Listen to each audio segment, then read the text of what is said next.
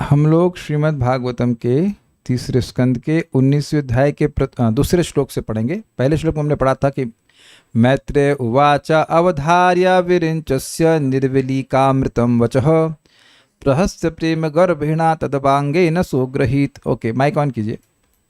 हाँ, mic on कर दीजिए। माइक पीछे रखा है, उसे ले लीजिए, आप दे दीजिए। आप माइक मैन काम कीजिए, ठीक है। मैत्रेय वाचा, मैत्रेय मुनि ने कहा, जिसके हाथ में माइक उसे पूछेंगे। पहले श्लोक समझा देते हैं। अवधार्या विरिञ्चस्य, ब्रह्मा जी की बात को सुनकर, कैसी बात? निर्वलीक अमृतम वचः, जो निष्कपट थी और अमृत के समान थी। प्रहस्य प्रेम गर्भिणा, प्रेम से पूरित होकर भगवान हंसे, नहीं हंसे अच्छी प्रकार से जी भर के, और प्रेम से पूरित होकर कटाक्ष से भगवान ने उनकी बात को स्वीकार किया। तो निशा माता जी ये बताइए कि निर्वलीक का, ब्रह्मा जी का जो वचन था वो निर्वलीक था, वह क्यों था, और अमृत क्यों था, ये वेदवाद नहीं बताएंगे। तो निर्वलीक को बताइए, क्यों निर्वलीक कहा गया? जो भी याद आ रहा है बता दीजिए। अमृत तो इस तरह नहीं, निर्वलीक पूछा आपको मैंने। निर्वलीक, हाँ भूल गए? मींस निष्कपट। हाँ, निष्कपट। तो निष्कपट क्यों था ब्रह्मा जी का वचन? क्योंकि उन्होंने खुद एक्सेप्ट किया था कि मैंने इनको वरदान दिया था, इस वजह से पावरफुल हो गए। पावरफुल हो गए। और अमृत क्यों कहा था बताइए? अमृत क्यों कहा जा रहा है? प्रभु जी, अमृत इसलिए कहा जा रहा है क्योंकि उन्होंने बोला था कि अभिजीत मुहूर्त निकला जा रहा है और अमृत वेला निकली जा रही है। अभिजीत मुहूर्त खत्म ना हो निकली जा रही, अमृत वेला तो नहीं थी बोला था। नहीं, सॉरी, अमृत वेला नहीं, संध्या वेला। हाँ, संध्या वेला ना निकल जाए, अभिजीत मुहूर्त ना निकल संध्या वेला ना निकल जाए, जब तक शुभ मुहूर्त ना निकल जाए उससे पहले ही आप इनका वध कर दीजिए, इनसे खेलिए मत। तो ये भगवान, ये ब्रह्मा जी का ना भगवान के लिए प्रेम दिखा रहा है, प्रेम सूचित कर रहा है कि वो बहुत कंसर्न्ड है भगवान के लिए, जबकि भगवान को ऐसे कंसर्न की आवश्यकता नहीं है। तो ये देख के भगवान को ये उनका प्रेम में वचन, अमृत में वचन लगा। और राधिका प्रभु, आप थे क्लास में कल? अच्छा, हाँ, तो ये बताइए कि भगवान हंसे क्यों? माइक पे बताइए, माइक बताइए। हम यह भूल रहे हैं, कुछ कमजोरी आ रही है। भगवान इसलिए हंसे कि ये जो हम सबको, मैंने हम सबका काल है। वेरी गुड है। और हम सबको मारने वाले हैं, इसके बाद भी ये ऐसा हमको काल के बारे में बता रहे हैं। हम स्वयं, वेरी नाइस। देखो राधिका प्रभु, ध्यान सुनते हैं कि काल, मैं काल, स्वयं काल स्वरूप हूं और मुझको काल का महत्व बता रहा है। और ये अग्रहित का इजी क्वेश्चन, साइंटिस्ट प्रभु माइक लीजिए। ये नहीं आता है? अच्छा, चलिए वरुण प्रभु। अच्छा, आप क्लास एब्सेंट थे, मालूम चल गया। अच्छा, कल्याण प्रभु, अग्रहित का मतलब क्या था? अग्रहित का मतलब होता है अनुमोदन करना। क्या अनुमोदन किए भगवान? भगवान ब्रह्मा जी का प्रेयर्स को अनुमोदन किया। क्या प्रार्थना थी? कि आप जो हिरण्याक्ष से खेल मत कीजिए, इसको मार दीजिए। लेकिन एक बात उन्होंने कही थी, ब्रह्मा जी कह रहे हैं शाम आने से पहले मार दीजिए, और भगवान कह रहे हैं मारेंगे तो, आप सही बात है, मारेंगे लेकिन रात में मारेंगे, तो खेल लें अच्छे से। खेल लें, फिर खिलौना तोड़ेंगे। तो ये सब बताओ, आप सब लोग ध्यान रखें, जो सामने आ रहे हैं उनका एग्जाम लिया जाएगा। इसी ध्यान सुनिएगा, मुश्किल बात नहीं पूछूंगा, इजी बात पूछूंगा, ठीक है? एक आध दो लोगों ने इधर जूम पे भी सही उत्तर दे दिया। अब हम लोग आगे पढ़ते हैं। आइएगा, घबराइएगा मत, कोई बात नहीं। नहीं भी उत्तर दे पाएंगे तो कोई बात नहीं। और हमने कल एक और इंटरेस्टिंग बात सीखी थी कि देवताओं के उपासक कभी निर्वलीक हो ही नहीं सकते। एक अमेजिंग बात है कि देवता स्वयं जब भगवान से उपासना करेंगे तो निर्वलीक रहेंगे, लेकिन देवताओं के उपासक निर्वलीक अर्थात निष्कपट नहीं हो सकते। अब हम लोग आगे पढ़ते हैं। तो भगवान ने इनकी बात स्वीकार करी। भगवान ने क्या देखा, मेरे पीछे बोलिए। ततः सपत्नम मुखतस् चरंतम अकुतो भयम, ततः सपत्नम मुखतश्चरन्तम अकुतो भयम, जघानोत्पत्य गदया हनौ असुरमक्षजः, जघानोत्पत्य गदया हनौ असुरमक्षजः।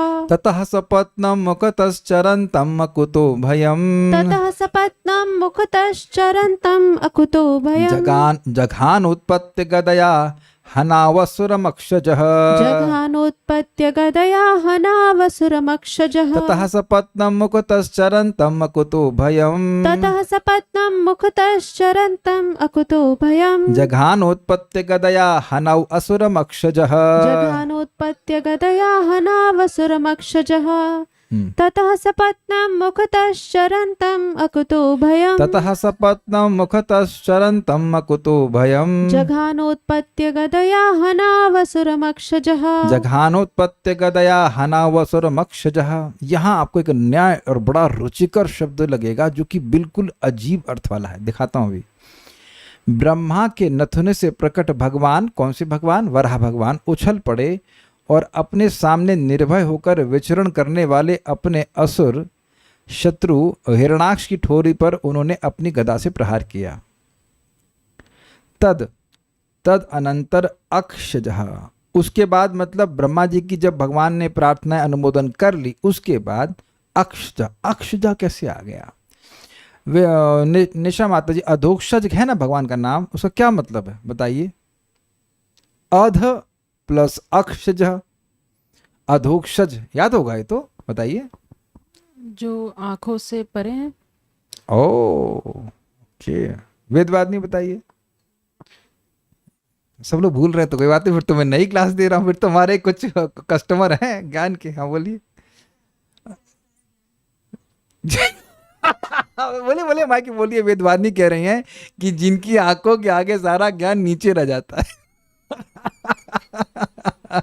सब भूल जाइए, बड़े अच्छे स्टूडेंट है, सब भूल जाइए। पहले अधोक्षज का अर्थ समझ लीजिए। या तो भक्ति अधोक्षज में कई बार व्याख्या हो चुकी है, कई अर्थ है अधोक्षज के, लेकिन एक जो प्रसिद्ध अर्थ है अधः प्लस अक्ष प्लस ज। अक्ष मतलब आंखें, और आंखों के उपलक्षण, जब उपलक्षण का मतलब है ये बात कही तो अन्य चीजों को ग्रहण कर लेना चाहिए। तो आंखों से जो जनित ज्ञान है, कान से जो जनित ज्ञान है, नाक, जो भी इंद्रिय है उससे जो जनित ज्ञान है अक्षज, वह भगवान से अध अर्थात नीचे रहता है, अर्थात भगवान इंद्रियों के परे हैं, भौतिक इंद्रियों के परे हैं। यह अधोक्षज का अर्थ। तो यहां पर अक्षज कैसे बोल दिया? भगवान को ही बोल रहे हैं ना, ब्रह्मा के नथुने से उत्पन्न वराह भगवान ने। जब भगवान तक कोई भी इंद्रियों का ज्ञान, जो इंद्रियों से जनित ज्ञान है, वह पहुंच नहीं पाता, तो अधक्ष अक्षजा तो नहीं होना चाहिए नाम, उनका नाम तो अधोक्षज है। तो यहां कह रहे हैं अक्षजा का मतलब जो लीला में अक्ष अर्थात आंखों से नहीं, ब्रह्मा जी की नथुने से प्रकट हुए थे वराहदेव, ये पता होना चाहिए। ब्रह्मा जी देख रहे थे क्या बाहर आया, वो सोच ही रहे थे कि स्वयंभुव मनु और शत्रुपा ने, ओरिजिनली 2 बार आए ना वराहदेव।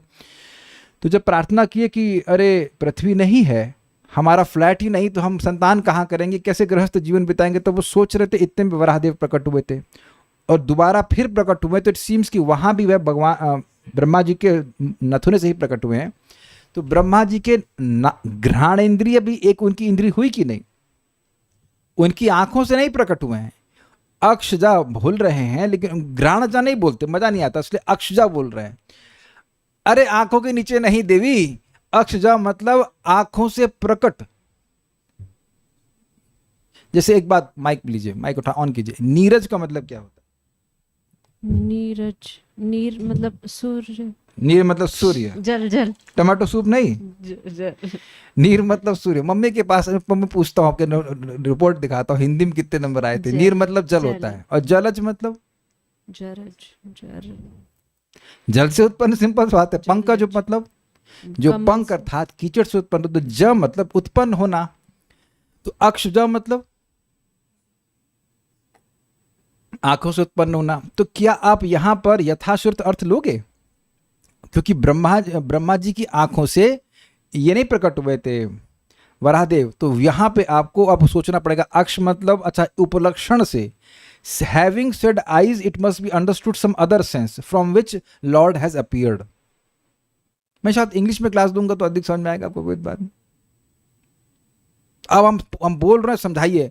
अक्षज मतलब, अक्ष मतलब इंद्रिय, आंख, उसके उपलक्षण से नाक, और नाक से जो उत्पन्न हुए वराहदेव। अब बताओ अक्षज का मतलब क्या है यहाँ पे? अक्षज अर्थात कि अक्ष मतलब आंखें, आंखों से आंखों के उपलक्षण से सारी अन्य इंद्रियां हो गई। Very good. आंख, नाक, कान, तो यहाँ पे नाक से बोला जा रहा है, प्रकट हो जाए। अक्षजा का शाब्दिक अर्थ होगा आंखों से प्रकट, जैसे कि नीरजा मतलब जल से प्रकट, लेकिन आंख से तो प्रकट हुए नहीं, इसलिए यहाँ पे घ्राण इंद्रिय से प्रकट।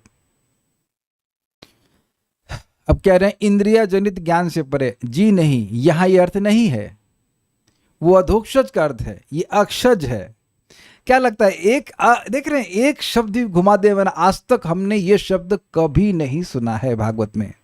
जहां तक हम मुझे स्मरण आ रहा है, अक्षज शब्द हमने कभी नहीं सुना है इंडिपेंडेंटली। अधोक्षज कई बार सुने हैं, बिल्कुल नया शब्द है।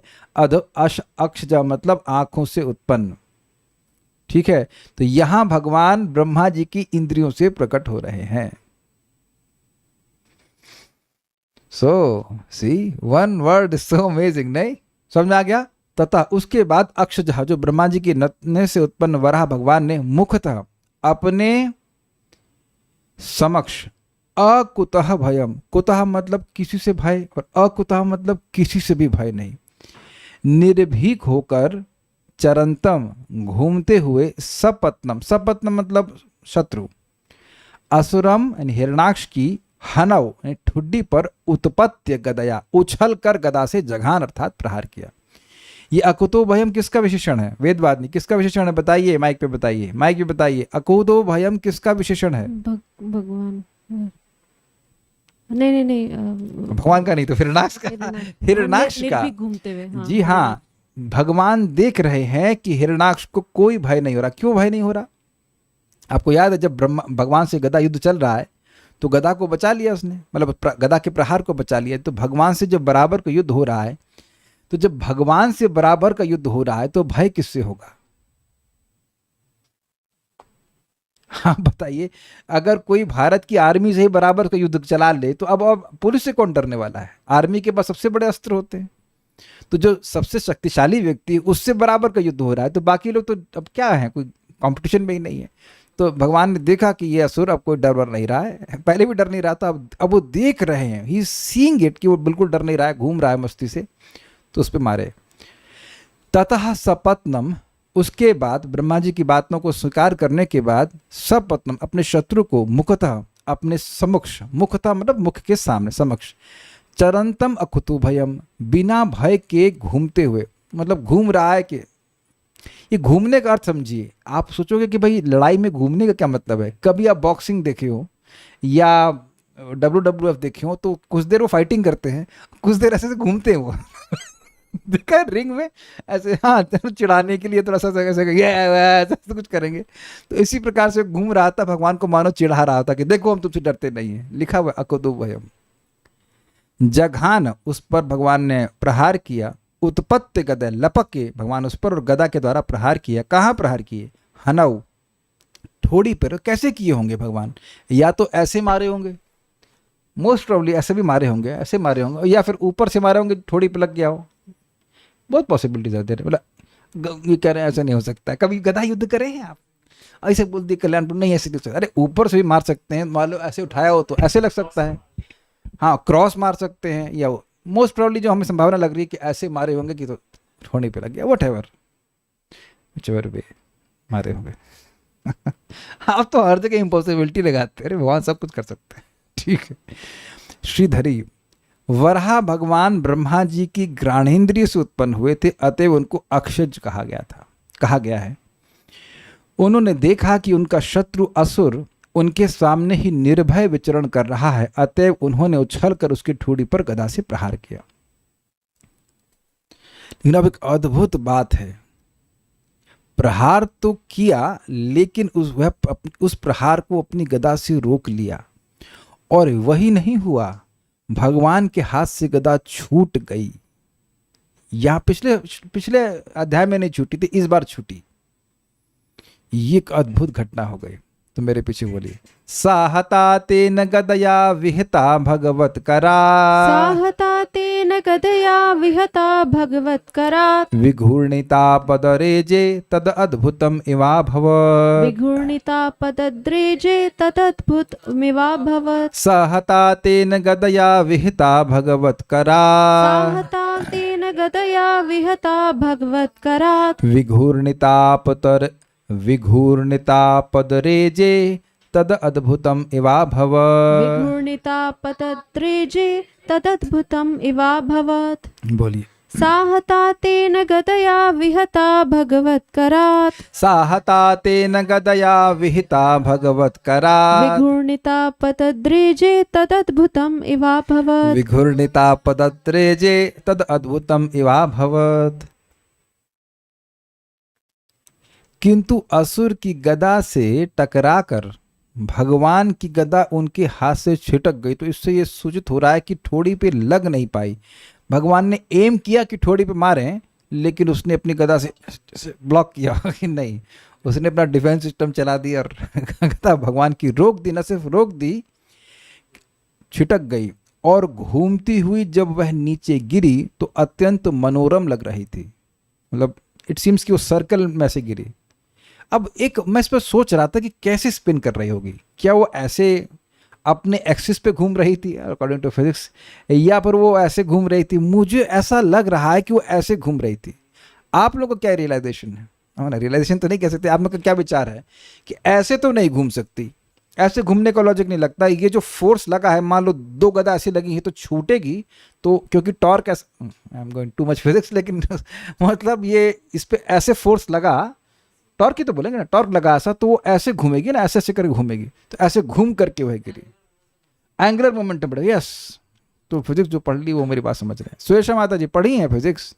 ना, नहीं पढ़ी, तो कोई बात नहीं समझ में आ रहा होगा। ओके, तो हम आपको एक डायग्राम से सुनाते हैं। ये है, ये भगवान की गदा है, भगवान ने, मान लीजिए मैं हिरणाक्ष हूँ, मैं वो नहीं, मान लीजिए, तो भगवान ने ऐसे प्रहार किया, तो यहाँ पे ऐसे मारने का प्रयास करता तो ऐसे मारूंगा मैं, ऐसे। तो अगर अगर अगर मान लीजिए ऐसे मार रहे तो ऐसे मारूंगा तो ये हाथ छूटेगी, तो हाँ ये बिल्कुल ऐसे घूमी। ये देखिए फिर से एक बार करते हुए, तो ऐसे करके घूमेगी। सो जो घूमना है इसका वो ऐसे ऐसे घूमेगा।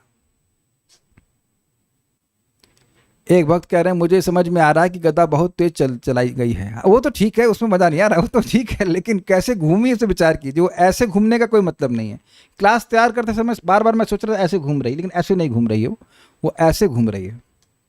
अब इसके लिए वीडियो देखना पड़ेगा, ऑडियो सुनेगा तो समझ में नहीं आएगा कि ऐसे का मतलब कैसे, लेकिन it is moving like this, ऐसे घूम के वो गिर पड़ी। क्योंकि वह यह अद्भुत दृश्य था क्योंकि गदा विचित्र ढंग से प्रकाशमान थी। और एक इंटरेस्टिंग बात है कि जमीन तो है नहीं वहां पे।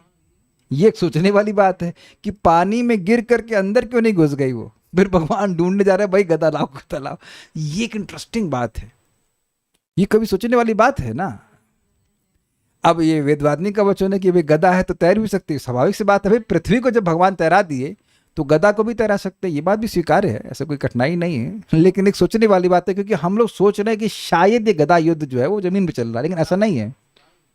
ग्राउंड लिखा है, ग्राउंड तो ग्राउंड कहां से आ गया? 3.5 में क्या पढ़ रहे हैं आप? अभी आप बाकी मत पढ़िए। हाँ, अभी एक बात है कि भगवान ने वहाँ पे पृथ्वी बना दी, हो सकता है भाई जब गदा गिरवा सकते हैं तो ग्राउंड बनवा दो। ये एक सोचने वाली बात है कि मजा तो तभी आ रहा है ना जब सोचे कि हुआ क्या। अभी गदा तो पानी में युद्ध हो रहा है, तो पानी में तो गदा बह जानी चाहिए, नीचे गिर जानी चाहिए। लेकिन इससे लग रहा है कि नीचे गिरी तो अत्यंत मनोरम लग रही थी। ये अद्भुत दृश्य था क्योंकि गदा विचित्र ढंग से प्रकाशमान थी। हाँ बोलिए, कुछ बोल रही हैं प्रभु जी। एक और पॉइंट यहाँ से फील हो रहा है कि इससे ये भी इंगित हो रहा है कि हिरण्याक्ष की ठोड़ी बहुत पत्थर जैसी, बहुत स्ट्रांग है कि गदा कोई चीज़ बहुत देर तक तब घूम सकती है जब किसी टफ वस्तु से टकराई हो। बिल्कुल आप गलत कह रहे हैं। आप गलत क्यों कह रहे हैं? ये हम भी सोच रहे थे, लेकिन गदा, भगवान की गदा ठुड्डी पर भगवान प्रहार किए, लेकिन ठुड्डी पर प्रहार हुआ नहीं। क्योंकि वो बता रहे हैं कि देखिए किंतु लिखा है ना, प्रहार किए गदा ठुड्डी पर, लेकिन ठुड्डी पे हुआ नहीं, वो गदा से रोक दिया। अरे उससे पहले भी तो यहाँ भव पर भगवान एम कर रहे थे, कहाँ मार पाए? तो ये भी तो चतुर है ना, उसने रोक दिया अपनी गदा से। लगा नहीं, वो लगा है गदा से गदा लड़ी है और वो गदा उड़ के चली गई। यस, ऐसे ही युद्ध कर रहा है। अरे भाई मजा आएगा भगवान को। सा, वह भगवान के द्वारा प्रयोग करी गई गदा, सा शब्द स्त्रीलिंग में है। तेना गदया, उस हिरणाक्ष की गदा हता कि प्रहार से भगवत करात, भगवान के हाथ से विहता, छूट गई। अब देख रहे कितना अद्भुत अर्थ है। हता मतलब प्रहार से, और विहता मतलब छूट गई। खाली वी लगा दिया तो अर्थ बिल्कुल अलग हो गया। देख रहे हैं कितना अद्भुत है ये, इज इट नॉट अमेजिंग? हता मतलब प्रहार किया और विहता मतलब विशेष प्रहार, लेकिन ना, विहता मतलब छूट गई। आप ध्यान दे रहे हैं कि एक शब्द कितना अद्भुत है। हता मतलब प्रहार से, और विहता मतलब, अगर सामान्य तरह से सोचेंगे विहता मतलब विशेष प्रहार, लेकिन विहता मतलब छूट गई। ये भागवत है भाई। विघूर्णिता और चक्कर खाकर अपतत नीचे गिरकर रेजे अर्थात शोभित हुई। इसको एक आचार्य, अभी मैं नाम याद नहीं आ रहा, शायद पद रत्नावली में बोलते हैं कि जैसे एक धूम्र केतु होता है, और धूम्र केतु समझते हैं, उच्छल, वो पिच्छल तारा बोलते हैं, पुच्छल तारा, तो वैसे प्रकाशमान वह गदा थी। तो आप देख रहे हैं उसके आगे वाला भाग मोटा होता है, लाइन पतली सी होती है, तो वो वही पुच्छल तारा होता है कि नहीं? Can you visualise it? अब मेरे को थोड़ा समझ में आ रहा है वो क्यों ऐसा कह रहे हैं। धूम्र केतु सब लोग जानते हैं, कौन नहीं जानता धूम्र केतु? गूगल पे सर्च कर लेना। एक तारा होता है, तारा तो नहीं होता है एग्जैक्टली, लेकिन एक ग्रह होता है, ग्रह भी नहीं हो, उपग्रह कह लीजिए, हाँ, कॉन्स्टलेशन भी नहीं कह सकते, उपग्रह टाइप का होता है, और वो आकाश में चलता हुआ दिखता है, तो उसके पीछे बहुत प्रकाश नजर आता है। तो आप, गदा तो मेरे पास यहाँ नहीं है, लेकिन okay, you give me the घंटी, घंटी इज समथिंग सिमिलर टू गदा, यस, पुच्छल तारा कहते हैं। हाँ, मान लीजिए कि ये गदा है, तो ये गदा का आगे वाला भाग है और ये पीछे वाला भाग है। तो पूरी गदा अगर प्रकाशमान होगी तो वो ऐसे ऐसे घूम के गिर रही है ना, तो वो मान ऐसा लग रहा है कि एक धूम्र केतु जो है वो जा रहा हो, क्योंकि आगे वाला भाग मोटा है और पीछे वाला भाग जो है पतला है, ये बात है। और वो पूरा का पूरा भाग, पूरा जो उसका मतलब शरीर कह लीजिए, जो उसका स्वरूप है, वो चमकदार होता है। धूम्र केतु समझ रहे हैं ना? तो कह रहे हैं धूम्र केतु के समान वह इस प्रकार से दिख रहा था गदा। तद वह एक अद्भुतम इव अभवत, विचित्र सी घटना थी। कोई भी आचार्य ईवा पे कुछ नहीं बोल रहा है, जबकि ईवा शब्द आते ही व्यक्ति के कान खड़े हो जाते हैं कि ईवा क्यों बोल रहे हैं। हमको नहीं समझ में आ रहा कि अद्भुत ईवा क्यों कह रहे हैं, ईवा क्यों कह रहे हैं, इस पे कुछ अब मुझे नहीं मिला कि ईवा क्यों कह रहे हैं बाय, बट अद्भुत जैसा लगा, अद्भुत जैसा का क्यों बोल रहे हैं, जैसा लगा, हमको नहीं पता। सा भगवान की वह गदा, तेन गदया हता, उस हिरणाक्षी गदा के द्वारा प्रहार प्राप्त करके भगवत करात विहता, भगवान के हाथ से वह छूट गई।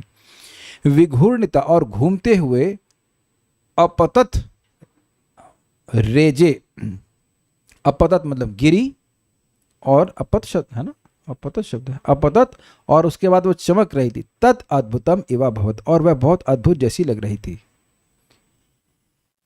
श्रीधरी, वह उस दैत्य के द्वारा किए गए प्रहार के कारण टकराकर श्री भगवान के हाथ से भगवान की गदा छूट गई। वह नहीं होना चाहिए, उस दैत्य के द्वारा किए गए प्रहार के कारण टकराकर श्री भगवान के हाथ से भगवान की गदा छूट गई और नाचकर पृथ्वी पर गिर गई। तो पृथ्वी कहाँ से आ गई अब पता नहीं, भगवान जाने। ये तो बात है कि गिर गई मतलब बस चली गई पानी में, ऐसा नहीं बोल रहे हैं। तो कुछ ऐसा लग रहा है कि भगवान सृष्टि कर दी, सम काइंड ऑफ प्लेटफॉर्म। पृथ्वी तो नहीं हो सकती, कि पृथ्वी तो बहुत छोटी है, कुछ सर्विस की सृष्टि करोगे। जैसे अब ये कालिया भाई साहब, कालिया जो है पानी से ही सारा महल बना दिया था। तो जब वो शक्ति उसके पास है तो ये तो दोनों लोग मायावी हैं, तो इनके लिए तो कोई कठिनाई नहीं होनी चाहिए ऐसा करने का। कुछ पानी में ही बना दिए होंगे, आइस स्केटिंग होता है तो उसी तरह से ये भी कुछ पानी पे ही बर्फ बना के झगड़ा कर रहे हो। We have no idea, but something was there. वह श्री भगवान के हाथ से गदा का घिरना अद्भुत सी घटना थी। ये एवा अद्भुत एवा अभवत की बात बोल रहे हैं। अथवा तत्पद की 2 बार आवृत्ति करने के कारण उसका रेजे पद से संबंध है, अर्थात उससे उस दैत्य का पौरुष सुशोभित हुआ। अब ये नहीं समझ में आया होगा, देखिए वापस श्लोक देखिए। तेना उसकी गदा, और तत् यहां पे है, 2 बार तत् है। अब कहेंगे तेना है, तत् तो है नहीं। तत् का तृतीय विभक्ति, सॉरी तृतीय विभक्ति होगी ना, करण कारक एक वचन होगा तेना। समझ में ऐसे रामः रामाउ रामान, फिर इसका तृतीय विभक्ति होगा रामेणा। उसी तरह तत् शब्द का, तत् मतलब वह है या उस, तो तेना मतलब उसके द्वारा। जैसे राम मतलब राम ने, और रामेणा मतलब राम के द्वारा, तो उसी शब्द का रूप है, अलग शब्द नहीं है। जैसे मैं कहूँ कि यहाँ पे होता है रामेणा और रामः, तो एक श्लोक में 2 बार राम आया, ये स्वीकार करते कि नहीं करते आप? क्यों भाई, क्या बोला मैंने? हाँ, मैंने ये बोला कि कल सुबह आप भिंडी की सब्जी बनाना। जो इतना मुश्किल बात समझा रहे हैं तो कहाँ देख रहे हो आप? माइक लीजिए। मैं पूछ रहा हूं कि अगर किसी श्लोक में रामहु शब्द आता है, रामऊ हाँ राम। बस रामहु शब्द आता है, उसके बाद फिर आता है रामेणा, तो मैं अगर ये कहता हूं कि इस श्लोक में 2 बार राम शब्द आया है, तो क्या आप स्वीकार करोगी? क्यों? उस शब्द का ही रूप 2 बार आया है, बस शब्द रूप अलग है। तो तेना शब्द ये तृतीय विभक्ति है, और तत् शब्द दिख रहा है आपको, वह एक वचन का प्रथम विभक्ति का एक वचन है, तो 2 बार तत् आया है। आपको क्या लगता है ऐसे ही आप ढूंढ लेंगे? दिखाओ ढूंढ कर तत् शब्द 2 बार कहाँ है। पहले तो हम टीका से इसको मतलब टीका लेने वाले नहीं थे, कुछ समझ में नहीं आया कि तत् कहाँ है। ओहो, बड़ी मेहनत लगती है भैया, छोटे छोटे श्लोक में बहुत बहुत बातें होती हैं। तो अब देखिए हुआ क्या, कह रहे हैं कि अगर आप सामान्य अर्थ लेते हो तो क्या होगा? तत् अद्भुतम इव भवत, उस गदा का गिरना बड़ा अद्भुत हुआ। तो तत्, वो जो घटना, तत् शब्द का संबंध उस गदा के गिरने से हुआ। लेकिन कह रहे हैं कि तेना गदया, यानी कि उस हिरणाक्ष गदया, और फिर तत् शब्द आ गया, यानी कि इन दोनों तत् का संबंध रेजे से जोड़ देंगे तो कहने का मतलब ये है कि इसके द्वारा, क्योंकि हिरणाक्ष की गदा से भगवान की गदा उनके हाथ से छूट गई, इससे जो क्या नाम से, ये जो हिरणाक्ष है उसका पौरुष था, जो उसकी शक्ति थी, वह अद्भुत रूप से प्रकाशित हुई, ये अर्थ है। इस प्रकार से वो समझा रहे हैं। हम आपको खाली वो समझा रहे हैं जो हमको समझ में आ रहा है। 2 तत्व का ये प्रयोजन है, बाकी नहीं समझ में आ रहा है तो कोई बात नहीं। हमें महाराज का हमको एक बड़ा अच्छा स्टेटमेंट लगा, आप लोगों को नहीं समझ में आ रहा है तो कोई बात नहीं, हमें कोई अभाव अनुभव नहीं हो रहा है, हमको समझ में आ रहा है। देखिए, हमको जितना समझ में आ रहा है उतना समझाने का प्रयास करें। मैं यह भी नहीं कह रहा हूं कि हमको पूरा समझ में आ रहा है, क्योंकि अगर मुझे पूरा समझ में आ रहा होता तो मैं आपको समझा लेता। हमको भी पूरा समझ में नहीं आ रहा है, जो लिखा उसको ग्रहण कर पा रहा हूं थोड़ा थोड़ा, कि 2 बार तत् हैं तो उसका संबंध कहीं हिरणाक्ष से है, और इसके लिए श्रीधर स्वामी कह रहे हैं कि इससे उसका पौरुष प्रकट हुआ। तो ये कोई कठिनाई नहीं है, अर्थ तो स्पष्ट समझ में आ रहा है कि भाई भगवान के हाथ से उसने गदा गिरा दी तो उसका पौरुष प्रकट हो रहा है, ये तो स्पष्ट समझ में आ रहा है। लेकिन एग्जैक्ट हम भी तार नहीं जोड़ पा रहे कि ये दिख गए हमको, तत् और तेना 2 दिख गए, लेकिन इसका लिंक हमको नहीं समझ में आ रहा है। भगवान अगली बार कभी पढ़वाएंगे, समझवाएंगे तो समझवा देंगे। एक भक्त कह रहे हैं कि सागर के तल पर फाइट कर रहे हैं। अच्छा, कहाँ लिखा है ये? ये तो अभी तक नहीं आया कहीं। इतना लिखा है कि पृथ्वी जो है उसको भगवान समुद्र के जल के ऊपर रख दिए और अपनी स्वसत्व उसको उसमें आधात यानी प्रवेश करा दी ताकि वो तैरती रहे। अब यह तो नहीं लिखा है कि नीचे गए वापस उसमें युद्ध करने के लिए, दैट इज नॉट मेंशन। अरे जब भाई अपनी पूरी पृथ्वी को जो जल पे तैरा सकते हैं तो उनके लिए कुछ भी असंभव नहीं है। आखिरी श्लोक, सतदा लब्ध तीर्थोपि न बबाधे निरायुधम। सतदा लब्ध तीर्थोपि न बबाधे निरायुधम। मानयन् समृद्धे धर्मं विश्वक्सेन प्रकोपयन्। मानयन् समृद्धे धर्मं विश्वक्सेनं प्रकोपयन्। सतदा लब्ध तीर्थोपि न बबाधे निरायुधम। सतदा लब्ध तीर्थोपि न बबाधे निरायुधम। मानयन् समृद्धे धर्मं विश्वक्सेनं प्रकोपयन्। मानयन् समृद्धे धर्मं विश्वक्सेनं प्रकोपयन्। बोलिए, सतदा लब्ध तीर्थोपि न बबाधे निरायुधम। सतदा लब्ध तीर्थोपि न बबाधे निरायुधम। मानयन् समृद्धे धर्मं विश्वक्सेनं प्रकोपयन्। मानयन् समृद्धे धर्मं विश्वक्सेनं प्रकोपयन्। यद्यपि हिरणाक्ष को अपने निरस्त शत्रु पर निरअस्त्र, सॉरी निरस्त्र नहीं, निरस्त्र, निरअस्त्र, क्षमा कीजिएगा, निरअस्त्र, जिसके पास अस्त्र ना हो, उस शत्रु पर बिना किसी रुकावट के वार करने का अच्छा अवसर प्राप्त हुआ था, किंतु उसने युद्ध धर्म का आदर किया जिससे कि श्री भगवान का रोष बढ़ जाए। अब ये अजीब सी बात है। अगर भाई जो शत्रु निरअस्त्र है उस पर वार ना करे तो प्रतिद्वंदी का रोष बढ़ कैसे जाएगा? ये टीका से समझ में आएगा। बड़ी इंटरेस्टिंग है, बहुत इंटरेस्टिंग टीका है। सह, उस दैत्य ने तदा लब्ध तीर्थ, उस समय अवसर पाकर। अब ये अजीब सी बात है ना, तीर्थ मतलब अवसर कैसे? लब्ध मतलब तो समझ आ रहा है, उपलब्ध, प्राप्त। लब्ध तीर्थ मतलब लब्ध अवसर, अवसर पाकर भी, अपि मतलब भी, निरायुधम, निशस्त्र भगवान पर नह, ये नह नहीं होना चाहिए, न होना चाहिए, स्पेलिंग मिस्टेक है, थोड़ा सा मेरे अनुभव में मिस्टेक हो गई। नह नहीं है, नह मतलब हाँ होता है, ये विसर्ग हटा दीजिएगा। न बबाधे, नहीं आक्रमण किया, ठीक है, आक्रमण नहीं किया। विश्वक्सेनम प्रकोपयन, भगवान को क्रुद्ध करने के लिए ही सह, उसने मृधे अर्थात युद्ध धर्मम माने, धर्म का पालन किया था। स तदा लब्ध तीर्थोपि, वह हिरणाक्ष उस समय लब्ध तीर्थोपि, अवसर प्राप्त करने पर भी निरायुधम न बबाधे, अपने निरअस्त्र शत्रु भगवान वराहदेव को नहीं उन पर मारा या उन पर आक्रमण नहीं किया। समृद्धे धर्मम मानयन, वह मृधे अर्थात युद्ध में धर्म का पालन कर रहा था। युद्ध का धर्म क्या है कि निहत्ते शत्रु पर वार नहीं करना चाहिए।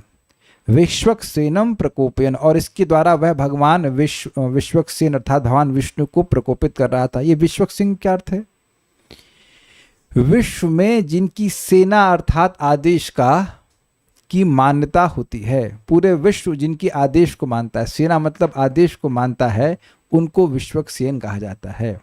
पूरा विश्व जिनकी आज्ञा में चलता है उनको विश्वक्सेन कहते हैं। भगवान विष्णु का एक नाम है, पहले टीका में कभी हम पढ़े थे। उनको प्रकृष्ट रूप से कुपित कर रहा था। सारार्थ दर्शनी, लब्ध तीर्थ अर्थात जब भगवान निरअस्त्र हो गए तब भी उस दैत्य ने प्रहार करने का उपयुक्त अवसर प्राप्त होने पर भी प्रहार नहीं किया। उसके ऐसे व्यवहार का कारण क्या था? तो कहते हैं मानयन, अर्थात युद्ध में निरअस्त्र व्यक्ति पर सशस्त्र योद्धा प्रहार नहीं करता। इस प्रकार की वीरों की युद्ध नीति की रक्षा अर्थात उसका पालन करने हेतु उसने ऐसा किया, तथा इसके द्वारा वराहदेव को प्रकोपयन अर्थात क्रोधित करने की मंशा से उसने ऐसा नहीं किया। उसने ऐसा नहीं किया मतलब क्या नहीं किया? उसने नहीं प्रहार किया ताकि ये क्रुद्ध हो। ये वो मत सोचेगा कि क्रोधित करने के लिए नहीं किया, नहीं, क्रोधित करने की इच्छा से उसने ऐसा प्रहार नहीं किया। वो चाह रहा था कि और क्रोधित हों। अभी सुनिए तो सही है, अब भगवान कैसे क्रोधित होंगे? अरे क्या तुमने मुझे अपने बाहुबल द्वारा गदा गिरा देने के कारण व्याकुल मान लिया है कि मैं दुर्बल हूं? इस प्रकार का क्रोध भगवान को आया, क्योंकि वह अब उन पर प्रहार नहीं कर रहा है। तो मान रहा है ये दुर्बल है, देखो मेरी गदा से गदा छूट गई। तो ये भगवान को, भगवान देख रहे हैं कि लगता है ये सोच रहा है कि मैं दुर्बल हूं, तुम क्या सोचते हो हमको? इस प्रकार से भगवान का क्रोध आ रहा और यही वो चाहता था। क्या इसलिए अपनी धार्मिकता का प्रचार करने हेतु प्रहार नहीं कर रहे हो? स्पष्ट बात है कि हिरणाक्ष, अब यद्यपि यहां लिखा नहीं है लेकिन मुझे ऐसा महसूस हो रहा है, मतलब आई कैन फील कि वह एक कटाक्ष, मतलब कटाक्ष इन द सेंस, मतलब व्यंग रूप में, व्यंग्यात्मक रूप से वो हंसा भी होगा। ये करते हैं लोग, मारे किसी घूसा मारा, वो फ्लैट हो गया तो वो हंसते हैं, तो वो हंसा भी होगा। हो सकता है कुछ हंसा भी, मतलब मैं नहीं कह रहा हूँ कि हंसा ही होगा, नहीं होगा, लेकिन ऐसा लग रहा है कि वह कुछ इंगित किया होगा, तुम तो कितने दुर्बल हो, तुम पर मैं, अब तुम तो निहत्ते हो मैं तुम पर क्या प्रहार करूं। भले बोला ना हो लेकिन उसने जरूर ऐसा इंगित किया होगा, इसीलिए वहां चुपचाप खड़ा था कि अभी प्रहार नहीं करूंगा, ये दुर्बल है। ये दुर्बल तो है ना, इसके हाथ से गदा छूट गई, देखो मेरे गदा, इसके गदा के प्रहार से मेरी गदा नहीं छूटी, लेकिन मेरे गदा के प्रहार से इसकी गदा छूट गई, तो ये तो बेचारा दुर्बल है। अब जो दुर्बल है और जो निहत्ता है उस पर क्या प्रहार करना है। तो भगवान अब यहां सोच रहे हैं, ऐसा चक्रवर्ती पाद कह रहे हैं कि तुम क्या सोचते हो कि मैं दुर्बल हूं। और भगवान इस बात से भी क्रोधित है क्योंकि ये देखिए, ये व्यक्ति धार्मिक है, ये असत व्यक्ति है, जो कहीं धर्म का पालन नहीं करता वो बस अभी धर्म का पालन कर रहा है। ये विचारने वाली बात है ना।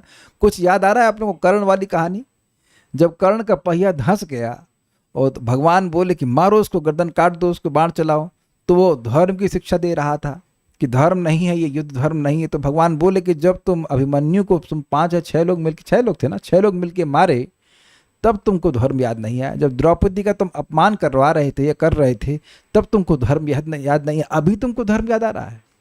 तो यहाँ ये व्यक्ति धर्म बिल्कुल नहीं जान रहा है कि यही धर्म है कि जा करके तुम स्वर्ग के सारे देवताओं को भगा दो, या जो व्यक्ति संन्यास ले लिया उसे तुम युद्ध की प्रार्थना करो, वो भी लाइक व्यंग्यात्मक रूप से, झूठी नम्रता में।